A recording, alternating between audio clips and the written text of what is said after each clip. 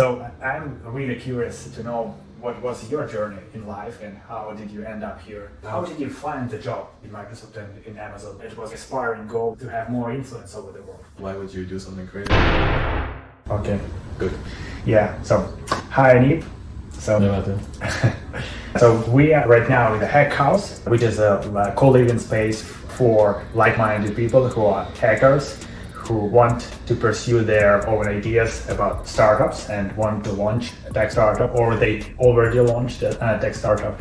So this program is repeated. It goes in cycles. Each month they have a new cohort. And in this cohort, right now we are like 15 members approximately, and most of the people are working on different ideas. But there are two groups. There are 3 guys who are co-founders working together, and 2 more that are working together. But everybody else is in solo mode. Yeah. But it might end up that we match and start working together on one of the ideas of our own. That's exactly the idea, right? Yeah. The idea is to see like where can we collaborate and find mutual beneficial opportunities and stuff. Yeah. But first we need to learn more about our past journey, our background, and the ideas that we are working for. So I'm really curious to know what was your journey in life and how did you end up here? Yeah, for sure. First of all, I think this is a great initiative. I said this before too, but I wanted to make sure that we get this.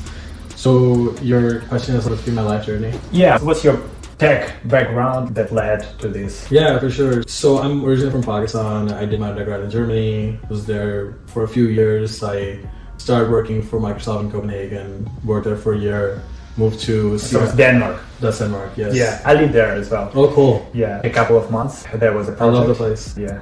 It's a beautiful place. Really clean, really working smoothly. For sure. Super focused on health and nutrition and all of that stuff.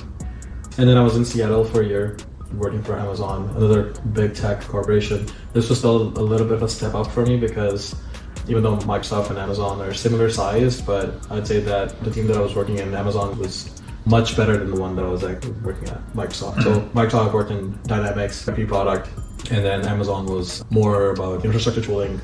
But at the same time, I've always wanted... How did you find the job in Microsoft and in Amazon? Was it through recruiters or? Oh, that's an interesting thing on its own. So I actually got interested in Microsoft because they give sign-up bonus. And my family was going for relocation probably, yeah? For relocation. Yeah. I had the but same they'll also experience. have another sign-up bonus. I think there's a relocation package and then there's a sign-up bonus. So I started applying for Microsoft because I wanted the sign-up bonus because my family was moving to US and they needed that lump sum money and I wasn't sure how to get it at the time. I just graduated from my university and I was applying to different jobs, but Microsoft really appealed to me because of that lump sum money. Cool. But what was the key? Why would they accept you? So it's interesting. Microsoft has working at these corporate jobs is pretty interesting to hack the process in a way. You just know that, okay, these are the sort of questions they're going to ask. You just figure those out. So I would go to Reddit, CS career questions back then, and I would just look up what people are talking. There would be criticism on your resume. And so I would get a lot of these tips on how to figure it out and just know what the interview process was. To me, it looks like you prepare for an exam in the university, like you build up the questions that might be in the exam and you prepare for them in advance. Exactly. The same thing. Exactly. That was it. You just know what it is and then you just prepare for it. Cool. You just graduated from university and went straight to working for Microsoft and then Amazon, right? That's correct, yes. Cool. Yeah, and then I worked in the infrastructure tooling at Amazon, which was super interesting because it gave me that interesting exposure to infrastructure, which was very valuable because you don't know, especially as you start in your software engineering journey, you don't know what does it mean to scale up the services or what does it mean to deploy code, especially when you're like junior. So that was really cool. But I wanted to get into startups and I decided that, you know what, maybe I'll just jump right into it. So I actually quit my job and in Microsoft. at Amazon and went right into it. And it was a very interesting time for me because I think I was very enthusiastic, energetic, and very ambitious, but made a lot of bad decisions along the way. Why did you want to leave the job? It was stable, good income, right? It was stable, it was good income. One was that, I actually wanted to get more money. There's another background story for that, but One is that. The other thing was that I just saw the growth at Amazon being very slow. Career growth. Career growth, very slow. And the project was interesting, but you work in a very small aspect of Amazon. To understand the overall business, it's almost impossible until you get to the director level or something. To the very top. Exactly. And so I was like, I'm young in my career. Why should I spend 10 years at the company? Why not just try to hack it somehow? Maybe I can build a startup that Amazon acquired or something. Yeah, so the primary goal was to accumulate bigger capital, let's say, because with the ordinary job, it's too long of a journey. And also it was an aspiring goal to have more influence over the world. Exactly. The dream was big. And Amazon wasn't really giving it to me. Given the right opportunity. Yeah, it wasn't there. It just wasn't there. Okay, and so what did you try? So you left. Did you have a particular plan in mind? No. I made a lot of mistakes. I made mistakes with how I lived, my lifestyle choices, because I gave up too many things for my lifestyle and just became unsustainable. The lifestyle that I was living was unsustainable. You were at the time where? Seattle. In Seattle. Okay, Seattle. And so my family was in Atlanta. And so they were asking me, what are you doing, first of all? What is going on? And I started having a bit of a troublesome relationship with my parents and my brothers. Yeah, my parents are the same, 5 years older age, asking the same question. Why did you leave your job? Exactly. They're like, why, you have a pretty stable thing going on. Why would you do something crazy? And then I got into an unsustainable sort of lifestyle as well. What do you mean by that? I left my stuff. I put all my stuff in a locker. And I started crashing couches to save money, and it quickly became something that was a little bit stressful for me. And I think that also, plus I was working with this co-founder. I found him from LinkedIn. He's somebody who worked at Amazon. He's somebody who understood business. He was like a business. He was a business person. He was not a technical. He wasn't a software developer. Exactly. And so the guy gave me this impression that he was very good, and he said that he had meetings with Bezos, and he said that he has a decent amount of money saved up, and so he's really interested in getting into business. And I thought he was a perfect partner. He could help me. Yeah, if he had meetings with Bezos, it sounds like definitely impressive. But later, as I worked with him, it turned out that a lot of stuff that he was saying was not necessarily true. And maybe if it was true, I couldn't really see it. Exaggerated, or I just didn't see that. It wasn't the point where he could have seen Bezos in coffee shops on the way to the job instead of having senior meetings with him. Yeah. And I had another co-founder after him. There was some trouble with that as well. But yeah, it's interesting that after the college you started well-paying job in Microsoft in Denmark, and then you relocated to Seattle to work for Amazon headquarters. Your income started to grow and your lifestyle has improved. But then once you left the job, all of a sudden you realized probably you don't have any income to rely on. So you wanted to adjust towards the no income. So you wanted to cut all expenses across the whole bank. So you started with accommodation, just trying to save up as much as you can. So you wanted to spend as little as possible. So to have your personal run rate to be as little as possible. And it affected you in a bad way. Yeah. So I'm from Pakistan, and the amount of money that you earn, if you convert that into dollars, is like nothing. It's peanuts. And even in Europe, you might think that you have a lot of money just based on the conversion, but you actually realize that it's not a lot of money for US. You mean the cost of living is always different. Yeah, because I'm also coming from Eastern Europe, and the cost of living here is 3 times. Right, it's very expensive. I thought I was living a very luxury lifestyle before. Turns out it was actually pretty normal. And then once I go to a normal lifestyle, that's actually super poor. Yeah. So I got to that point, I realized, okay, shit, maybe I made a mistake. If you would have changed it, I would tell a little bit of my insight that I had upgraded my lifestyle as well when I started working at Accenture. And then when I got to business, I was lucky to start earning even more and upgrade it even higher. But when the things got worse, that was the most painful thing that ever happened to me, because all of a sudden you need to cut your expenses like 10 times. And it's not a good feeling. And it sounds like something impossible. Some people would end up in big trouble for that. So it was extremely painful. I imagine that you had experienced something similar. For sure. I felt the pain, and I think I struggled with it. I wasn't able to numb it which is something that I feel now I've gotten a lot better at. What would be your solution to this? Maybe you shouldn't have upgraded in the first place. You should have stayed at the same level that you had home country. I think the solution at the end of the day is to make sure that you have enough space for your mental health. Whatever it is for you. Whatever it is for you. So make sure you're constantly focusing on your own well-being. You're taking breaks. If gym is I go to gym. I just came back from gym, so that's my career almost. Some people like to do yoga, or just breathing exercises, or just walking, going in nature. You just gotta make sure that you're not forgetting that at the end of the day, you're doing this for yourself. You gotta live your life. So it's a proper routine of your life that you want to maintain. And it doesn't mean that you need to spend a certain amount of money. You just need to organize your week in the right way. So to have proper rest. Yeah. Yeah, just keep asking yourself the question how you feel. If you feel tired, you need to take a break. If you feel frustrated, don't maybe go and make a big decision about what you would be doing in the next 3 months or something. So you should be very self-aware, I think. Yeah, that's what I've learned, but I'm still learning. But when you left the job, you wanted to get successful as quickly as possible, so you started overworking, overstressing. Exactly. And but what was the idea that you worked with this? So I was working with crypto wallets, actually. Okay. Yeah, that's how I got into the crypto rabbit hole. So this is 2018. We just came from 2017 ICO boom.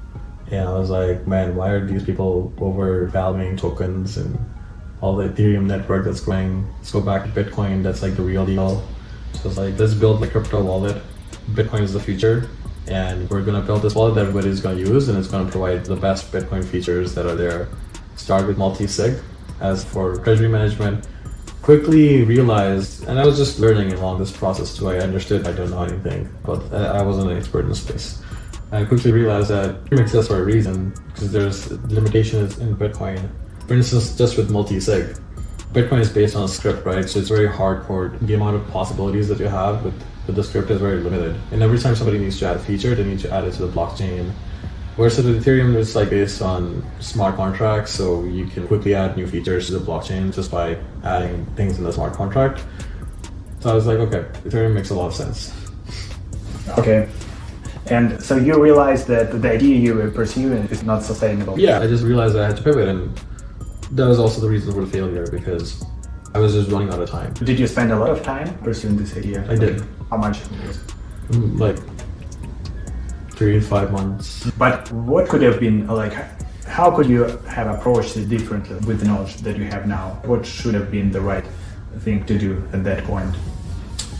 I would say it's a little difficult because sometimes you have to go through some failure to learn. Because you don't know anything like about entrepreneurship in general. Yeah, you're gonna make failures, and that's how you learn. I would say, but the goal is to fail as quick as possible. So talk to people, get validations on your idea. Make sure that you're getting insights from experts. The person doesn't have to have a label of an expert or be a distinguished engineer at Coinbase or something like that. As long as the person has more understanding than you can get input from that person. Yeah, with the particular market. If you had a different background and you wanted to pursue an idea in the blockchain, you would rather have some of your friends who've been around blockchain market for several years, so you can validate your idea with them. Exactly. Back and forth, like interview questions. Exactly. I see. Yeah, okay, so it took several months before you realized, and what did you do next? I took a couple of things. One is that it took longer than that, actually. There was issues where I was working, I moved cities, I moved to Atlanta, moved To your family? with my family, and my parents were immigrating at the time. And so the next couple of months was also helping them settle in and that kind of stuff. But as well as the same time exploring the space and keeping an idea of what's going on. At some point, I need to put this on a bit of a pause, and I started freelancing. So I started doing some contract work here and there. You didn't want to go back to a job. I didn't want to go back to a job. Yeah, you were struggling a lot. You didn't have income, so you decided you're gonna opt for a freelance income, and so to be able to combine, right, your ideas and some income on the side to keep you alive. Keep afloat. There was a bunch of stuff happening during that time. Actually, I was meeting my family after 10 years of being apart because I lived in Europe and lived in the US for a bit, and I hadn't seen them in a long time. It was just an interesting time of my life. And living with them also was interesting. Yeah, I wish my parents relocated to the US because it's my end goal that my friends and family could stay here. Yeah, it's such an important aspect of your life, right? Yeah, because when you're working abroad, you start missing people who you grew up with. You cannot see your friends. Exactly. Yeah. Was the freelance job good? Was it enough money? No. Even hourly rates were probably less than what you got. For sure. And they were being very nice. They gave me a higher amount. I think that's what they said. It was just. Was it Upwork or which freelance platform was it? Did you work for a particular company or was it different? I don't exactly remember how I found it, but I think it was through some job boards. I don't think it was Upwork. Because Upwork requires you. I don't know. My impression of Upwork is that you have to have a certain portfolio. You gotta build your reputation. References. Yeah. So I just found it through some job boards. So it was the same company that gave you different, or? It was all different companies. There was multiple different jobs that I applied to. The first one was like a month contract or something, a 2-month contract, I don't remember. And then the next one was a little bit longer than that. Another one was a month or 2. Were you able to combine it with your startup journey? Or? I was not. This was very different. I was working front end, and that was an interesting experience for me. I thought I would be able to combine it, but I wasn't able to. I learned front-end frameworks though that period. Worked with React and then Vue, and also worked with Angular. I see. What did you do next? And at that point I was like, okay, I am gonna try to get a job at Coinbase. Why Coinbase? Okay, so I realized, this wasn't great. I wasn't pursuing my startup dream. I wasn't getting paid enough. I wanted to go back to corporate world, kind of. I missed money. To be honest with you, I have some thoughts there whether that was the best decision or not. But anyways, I made the decision. I was like, okay, I need to get a job again. And then I applied to Coinbase, and I was like, if this works out, great. Otherwise, I'm gonna keep pursuing this whole contract thingy. Or maybe work for startups. Actually, these contracts were with startups. These were startups. So I was like, yeah, I'll keep pursuing that. Luckily, Coinbase sort of worked out. So you wanted to work for Coinbase because it was in blockchain? Right? Exactly. It was a successful story. Yep. And it was still not an Amazon size thing. So it was beneficial in all ways. Yep. You could have learned so much more about startup world, about entrepreneurship, about blockchain. Also getting paid. It was a great idea. It ended up being great for me, to be honest. So much. I didn't even realize that I would learn so much about different aspects of the business because I only worked at the big tech companies. Super big tech companies. And so this was an interesting transition. It was like 1,000 employees back then. Yeah, when less you than joined. 1,000. Less than 1,000. Yeah, so it was pretty medium-sized company, I would say. Yeah, it blew up a lot when I was there. Yeah, and how long did you work there? So I worked for 2.5 years and was completely pretty much in one team the whole time. The team changed a lot. The project changed a lot. I can talk about that too. But so, what was the experience like? Was it really diverse? Did you really learn a lot in different aspects of blockchain and of businesses? I would say that not as much as maybe the experience you would get at a smaller startup. I wasn't that much exposed to marketing or sales, but I was much more exposed to the sister teams than at Amazon. So if you work in a team at Amazon, you're working typically with another engineering team. At Coinbase, you work with business development team as your sister team, right? Because you're working with these vendors that have different requirements, etc. You're working with the compliance product managers that are working with, let's say, the legal team, and so you're exposed to it. You're also working a lot more closely with product, and then you have direct visibility from executives as well. You know what team is working with projects. So you wish you joined Coinbase when it was a team of 10 people, right? Or yeah. Sure, yeah, for sure. It would have been even much better experience. Yeah, exactly. It would have been amazing. Yeah. So the smaller the better, but also it needs to be a successful startup as well because it needs to be growing, not dying. Probably. Yeah.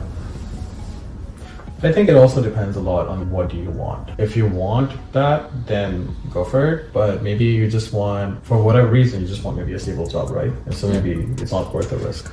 Was it like a temp? Did you know when joining Coinbase that you're someday gonna leave and start your own company? Was it your original plan?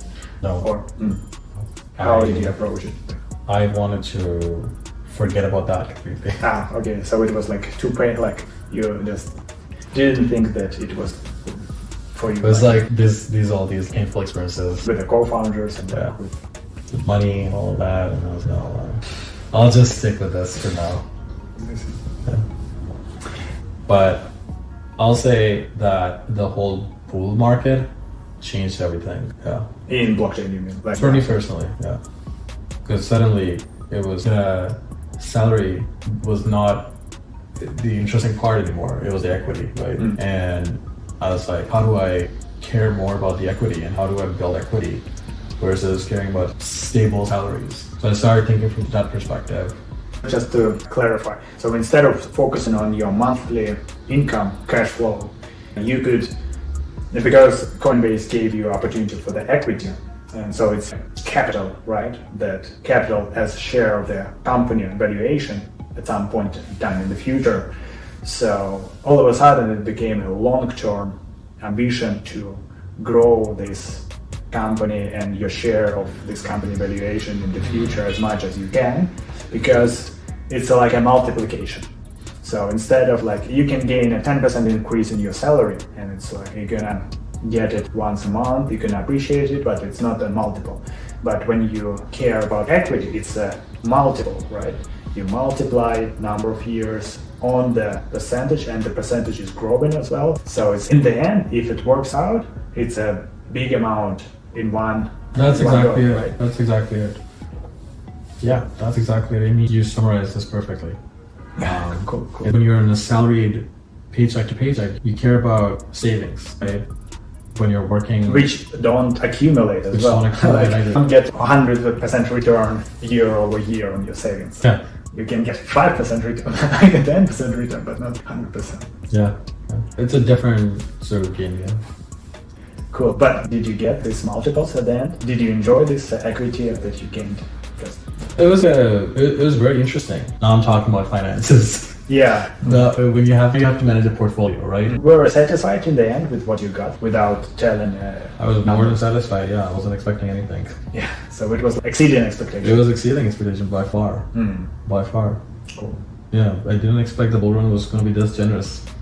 Cool. But it has to do with Coinbase, like journey, because it has to do not just with Coinbase. It has to do also with my understanding of crypto, because I started seeing patterns of bull run and started seeing patterns of bear market, and I was able to capitalize on that because of my because I worked in the bear market. So your short startup journey also helped you to learn a lot more about the market fluctuations. Exactly. About the business. Exactly. I understood market fluctuations. I knew like when to get out, when to go in. Some idea. I can't always be right. Yeah, at least you understand how it works. So yeah, you've got you can navigate based on that in a sense. Cool. To some degree. It's important to say that. Because I did make some mistakes. What did you work on in the Coinbase?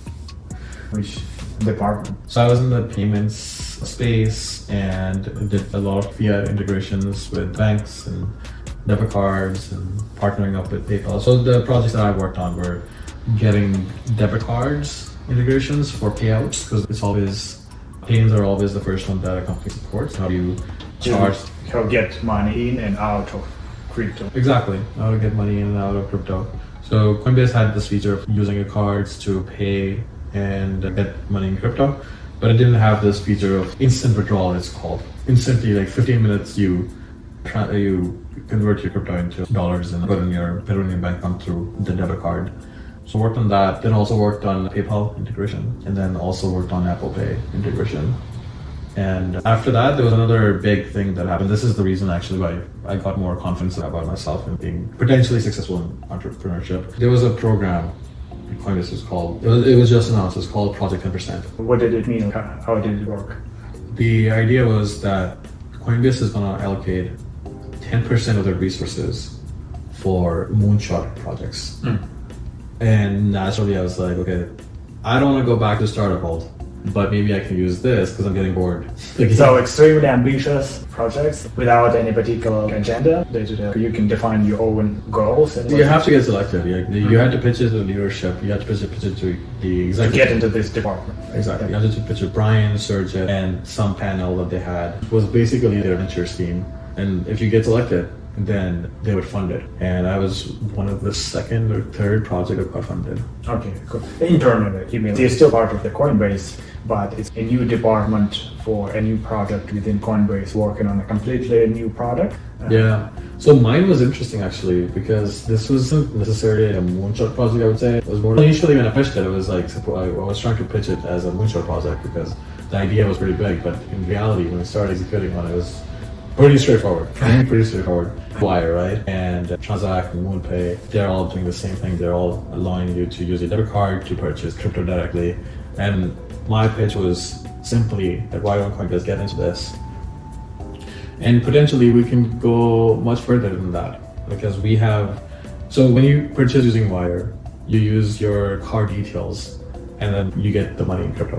But Coinbase has user account and details. So there's also this user element that's part of it. And so the user can be like, the idea of that user can be embedded into the apps or something. So that was like the pitch that let's just build something Wire does, but we can go further than that. Okay, cool. And how did it work out with this project? It was great at first. I was getting all this mentions and all hands and people started knowing me when they're like, who's this guy? But that also resulted in a lot of challenges. So that's a lot of more expectations on you. For sure, a lot of expectations, but also just the fact that I was suddenly having meetings with directors and even VPs at times, and based on my job function, solely based on my job function, that's not the expectation, right? When you evaluate somebody, when your manager evaluates, who's going to be evaluating me? It's still my manager, right? And when they evaluate me based on the framework, it just doesn't make any sense because your job function says that, okay, how many code reviews, let's say you wrote. Stuff like that. Yeah. And for me, I didn't get promoted. My manager was like, you didn't really do all this stuff. And I was like, oh my God. But was the project overall a success internally or it is? It was great success. It was mentioned as the project 10% successful project because we managed to ship and we managed to do integrations and we did it pretty fast. The other one, NFT marketplace, it had a lot of enthusiasm around it, but it didn't really ship. You were part of it as well, right? Or Project 10% had 3 projects. Okay. This pay, that was the one that I pitched, Team Marketplace, and then Payroll, Coinbase Payroll, that's another project. Yeah, but given the amount of success you got, you should have received more credit for it. No, right? Tell me about it. Was the team big? Was it a lot of people? Yeah, it was like, let's see, 2 engineering managers, 1 product manager, 1 director, and then a lot of engineers, like 3, 4, 5 on front end, 3, 4, 5 on back end. Yeah, so it's more than 15. And then TPM as well, and then a business development person as well, and then some people from marketing. It was a pretty sizable team. Yeah, good. Excellent. So you were not satisfied with the final result. You just didn't get enough credit for the success that you were part of. I was annoyed. Yeah. It was like, they would call it team work. That was great because obviously it's a teamwork. Yeah. But sometimes I feel like they just said it because they just, I don't know, they were interested in their own personal interest. Directors wanted to make this about themselves. Engineering managers wanted to make it about themselves. Yeah. Internal politics, right? Yeah, exactly. And did you decide to leave the company after that, or? Actually, no. I did want to leave the company. This is very important. I just got that confidence so I can just do it. But at the same time, I was like, maybe I'll just change to product management and then leave the company later, get my equity fully vested. Because there is vesting schedule for the equity bonuses that you get. You need to work for a certain amount of time until you get actual cash bonuses for your equity. Until you can convert it and sell your equity into. You have vested and unvested. So mine a lot of it was unvested. So I wanted to vest that. Yeah, because if you leave early, you can lose it. Exactly. You lose that. But that's not the reason why what I did was like, I just changed teams. So we shipped a product. Like, pretty cool experience. People at Coinbase now know me. Maybe that's the best takeaway. they're not promoting me, and engineering is not what I want to do anyways. Like I want to become more into product, especially at these big companies. If you're a software engineer, then you're just writing code in one small aspect of the product. So I switched to product management. They were super cool with that. There was another guy that was a friend of mine, and he's like, yeah, let's work together. And I was like, yeah, great. This is going to be a new chapter in my life. And then the product director, I know him pretty well. Like we work pretty closely. Yeah, you can become a product manager. It's fine. So I didn't go through the interview process. I didn't go through all that thing. I became a product manager. So we just shifted. Yeah. Exactly. It took 2 discussions. It took 2 discussions. That's exactly how many discussions it took.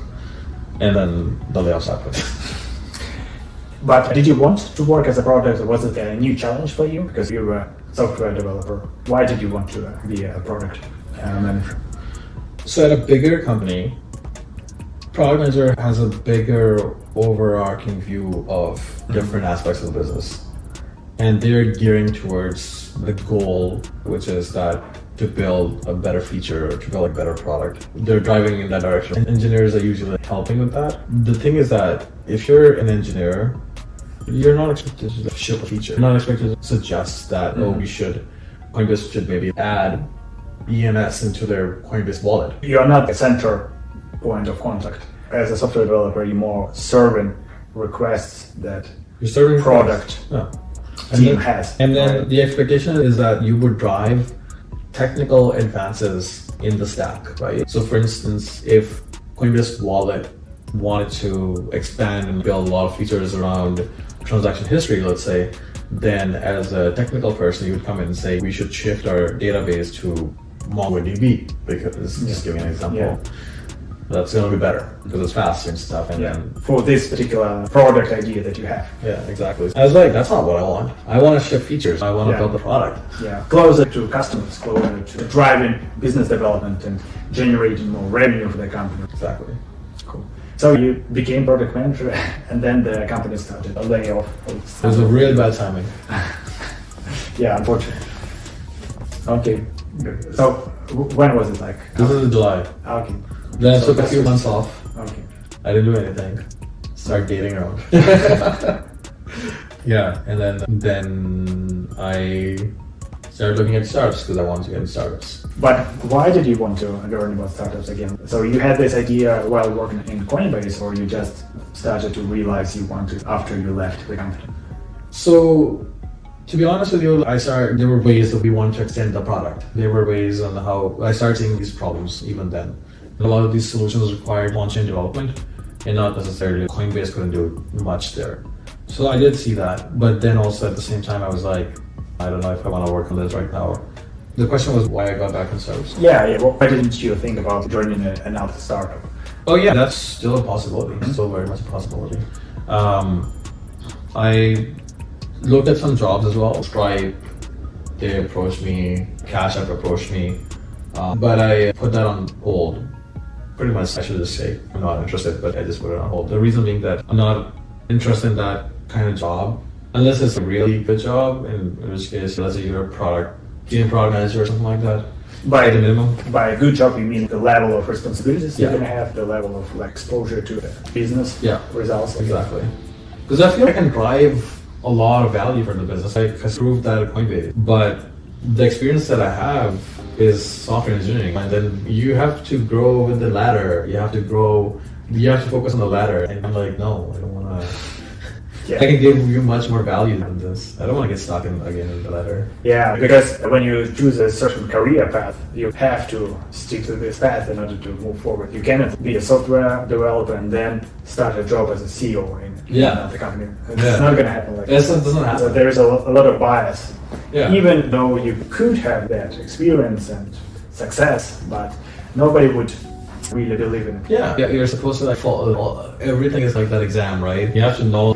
You gotta know all these different things, and you gotta have different credentials, and you have to have this and that. And if you have that, if you worked for 5 years as a product management or something like that, then they're like, okay, you're qualified for the interview. Yeah, I understand. So you decided you want to pursue your own ideas.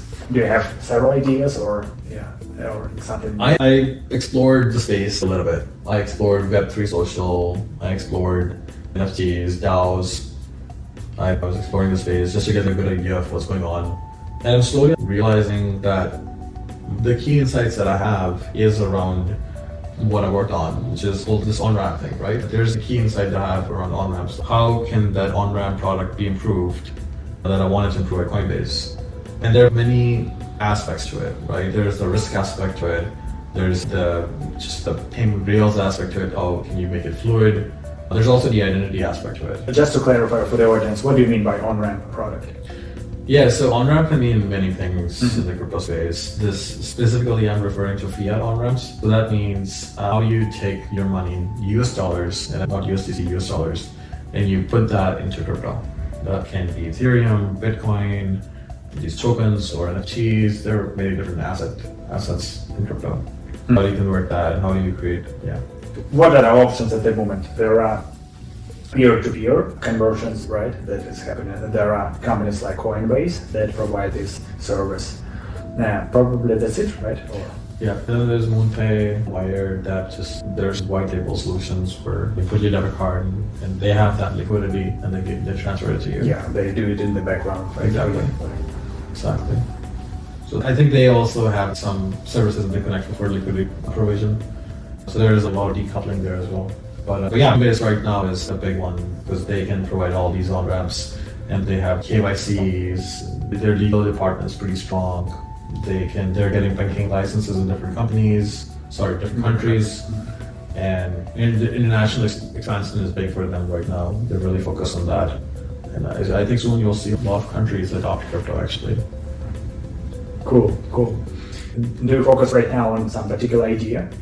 Yeah, so I think that the thing is that one challenge that I saw was that the issue of limits, like amount that you can transfer on chain. There's always issues with fraud, right? PayPal is notorious for that. There's a lot of fraud on PayPal. I'm sure there's chargebacks happening in MoonPay and Wire as well, and they're just absorbing the damage or something. There are all these issues with transferring money and having some sort of fraud on there. The threshold of fraud exceeds your profits or something. You're unprofitable. Yeah. And most of the fraud happens when somebody would pay, like they would convert dollars into the crypto to pay for some of their goods or services, and they would then call it back, reverse the transaction, to say that they didn't do that, right? Yeah. So it was like an error, a mistake. Somebody took my credit card details, so I want my money back. Exactly. So they already got the goods and services, or somebody else got them, but they also got the money back. So that's kind of fraud.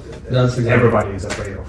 That's exactly the fraud, yeah. That's what happens in the travel industry a lot, because I had this started in the travel industry. That was the biggest pain point, and I think it's the main pain point for Airbnb because they handle transactions themselves. Yeah, and so how do you avoid that? Yeah, exactly. For retail, it's still unresolved. Yeah, in crypto you don't even have, let's say, reversible transactions, right? There's no such thing. There was an interesting paper recently that I was reading which proposed a reversible thing. There's companies that are working on escrow accounts where the money goes into the escrow account, smart contract, and then there's a certain limit before the funds are released, certain number of days before the funds are released. That allows you to do reversible stuff. So just an additional layer of protection for their customers. Yes, exactly. But my point here was that there's a very simple way to have at least a little bit of a better measure, right? I mean, these wallets are completely anonymous. You know nothing about them. So why don't you have some level of identity added on these wallets that gives you at least basic safeguards? Maybe this person is a citizen of the US, maybe this person is currently based in UK or something, or this person has more than $1 million in assets or has a good account history. So the bigger problem is that there's just no information like that. But just to give the general idea for our audience, so there is the entrance to the crypto, which is, for example, Coinbase. At Coinbase, you can have your account. You are a user that have been verified and you uploaded your passport details, etc.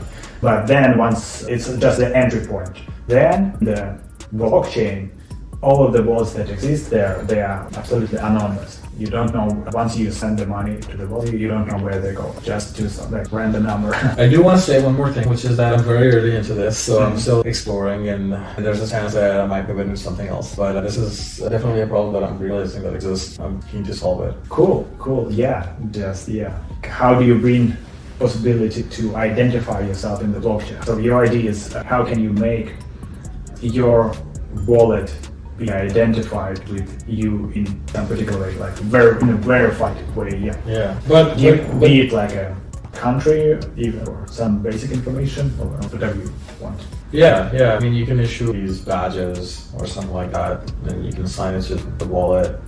There are all these questions about, what if a person is using multiple wallet addresses or something like that. And all these technical challenges I talked about, and there's this thing called soulbound tokens. The whole idea with soulbound tokens is how can you assign it to an individual and not just a wallet? So it's interesting because the ecosystem is already moving in this direction. So there's this concept of verifiable credentials where you use zero knowledge proofs without giving too much information away. You just verify that this person is indeed what he's saying he is. So I like that the space is generally moving in this direction. I think there's other very interesting use cases as well that are coming up. I think smart wallets are pretty interesting. People are talking about how Chrome extensions, all these extensions are maybe bad user experiences, and how can we abstract things away and do all that kind of stuff. I think that the point of giving the example with smart wallets was that basically you have to readjust how you think with what wallet's party, and maybe I put some sort of identity on the wallet. I don't know. It's an open field right now. It's Wild West. We'll see what kind of technical solutions come up for wallets, but I think overall it's the right timing. I think it's the right timing to introduce some level of identity. Yeah, cool. So do you want to stick with this direction? You don't want to go into a new field. You spend, I've seen it from the experience of my friends who successfully launched startups, is that when you are an expert in some particular field, when you work there for several years, especially if you've worked in a successful startup which has grew in your eyes and you were part of successful projects in it, you built your expertise around it, and you need to stick to it, right? You should not start an idea in psychology, right? For sure.